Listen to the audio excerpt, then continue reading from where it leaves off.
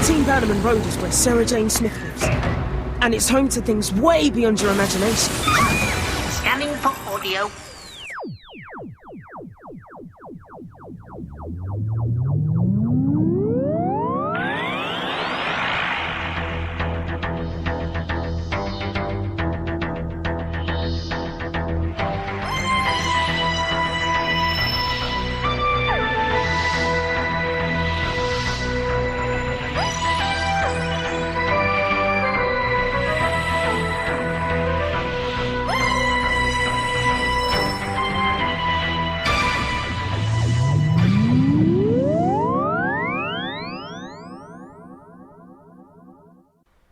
Hello and welcome to another Tin Dog podcast, number 211, Curse of Clyde Langer. Do you know anything about curses? Native American curses. All day, every one of my friends has been turning against me. Ronnie, we're mates. I hate you! Get I out! think there's something wrong with my name. It's like it's cursed. I don't ever want to hear his name again. Mom, I love you. Please don't do this. I want you out of my life. I haven't done anything. It's the curse. It's taking everything over. Sleep all right? What was you thinking, kipping out in the rain? I'm Ellie Faber. I'm Enrico, but... I don't understand. What did he do to upset you so much? Listen to me, Sky, and remember, I don't want to hear his name again. According to our security guard, lightning burst out of the totem pole. No, that's impossible. Dr. Madigan, I think it might be best if you close the exhibition for a while. He was your friend and Sarah Jane's, but no one can give me a reason why you all turned on Clyde. I don't feel well. Something about that totem pole. It's alive, Mr. Smith. I saw it. Everything you ever were, everything you ever wanted to be, it just gets worn away till there's nothing left. I've lost something really special, and I don't know what it is. Just be glad he's gone. But Clyde's your son. Don't we love him? I told you, don't say that name. Something bad's coming. It's always in the news. And it's put its mark on you. Now often when it comes to Sarah Jane Smith stories, basically you're looking at one 45-50 minute story. But here you've got a definite demarcation between part 1 and part 2. Now, first off, I just need to say that don't worry about this review being slightly shorter. I needed to get it recorded and out before I saw the final ever Sarah Jane story, which is on Monday and Tuesday. And also, I'm trying to eke back some of my bandwidth in order to provide you with the full interviews of Fraser Hines and Nicola Bryant that I recorded at Hooverville. So I'll be as quick as I possibly can. This is a superb story. Now, I've always liked Sarah Jane Smith as a TV series. Always found it vastly superior to Torchwood because it was closer, as always, to good old-fashioned, old-school Doctor Who. This wasn't old-school Doctor Who. This was something different. Now, part 1, the setup, was really good. It was nicely illustrated, nicely thought out. Okay, the MacGuffin, the bit of plot that drags you through the totem poles, weren't particularly needed for the story. They were definitely just a gimmick.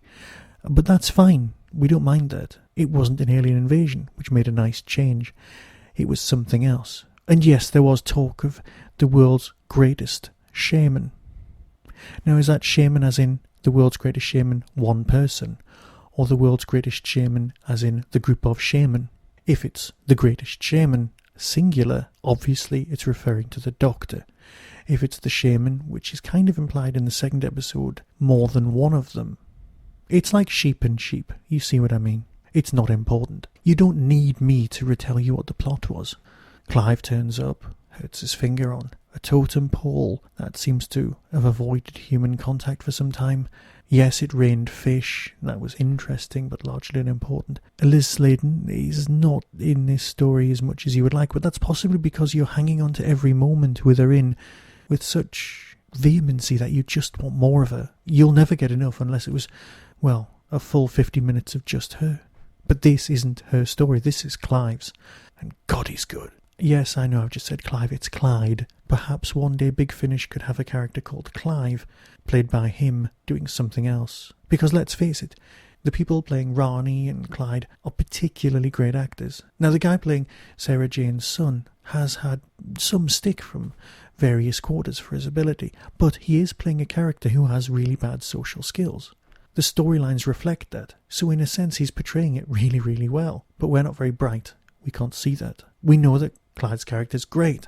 And here he comes out all guns blazing. He's just brilliant. But the award for the best person in this has to go to, well, the blonde homeless girl. She could give Sally Sparrow a run for her money. Naturalistic performance, perfectly balanced, perfectly well judged. And let's face it, this script really was terribly well judged.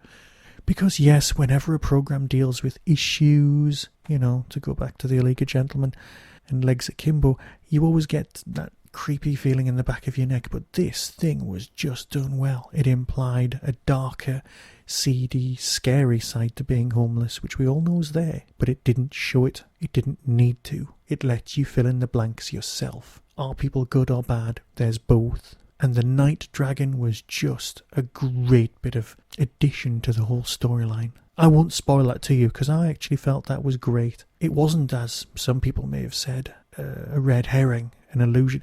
It was an integral part of the plot to keep you going as a member of the audience. There were bluffs and double bluffs, and the actual monster itself was, as I said earlier, a MacGuffin. It wasn't terribly needed, but it was useful, and it got us from A to B. I would wholeheartedly suggest that you track down these stories.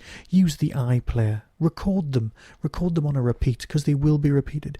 Hell, when the discs come out, buy them. They've just been superb. In other news, the Save the Doctor Who Confidential campaign has, as I record this, reached 44,000 signatures. If you haven't signed yet, please hurry along and do so now, because there is now a cut-off for the signatures. You see, we want to give these signatures en masse to the head of BBC Three when he is on Points of View next week. That's the BBC feedback programme. See my last podcast for references. Look, you may have mixed feelings about this. You may think, well, is it taking money away from Doctor Who? Well, it's not. It's a different channel. It just doesn't work like that. This footage will probably still be being made in order to stick on the back of a DVD. And that, for me, is where it starts going wrong, because stuff on a DVD, as far as the BBC is concerned, now I know old school Doctor Who doesn't count here, but you shouldn't be paying for extra content, and you would be doing so here. That's a scary, slippery slope. How long before we reach the point we were at in 1996, when the video came out before Doctor Who was shown on TV? Can you see a time when the DVDs come out 1 month, and then it starts getting shown on TV, say 2 months later, just to bring in extra funding? Let's face it, it must have been considered at some point. But everyone's strapped for cash. It's not a great thing to think about. And let's face it, I'm old school, so I'm going to worry about practically everything. So let's leave it there. If you want to sign it sooner rather than later. And if you don't, if you're ambivalent and don't care about Doctor Who Confidential, just don't sign. That's fine. That's your opinion. And as Doctor Who fans, we're more than entitled to them. So, to sum up, Series 5, Story 2, absolutely fantastic. Track it down, watch it, for this marks the beginning of the end for Sarah Jane Smith's adventures.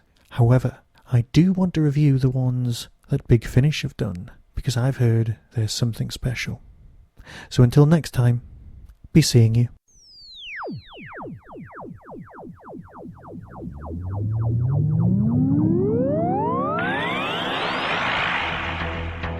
You have been listening to the Tin Dog Podcast. Doctor Who and its associated shows are all trademark of the BBC. No infringement is intended. Contact us at tin-dog@hotmail.co.uk.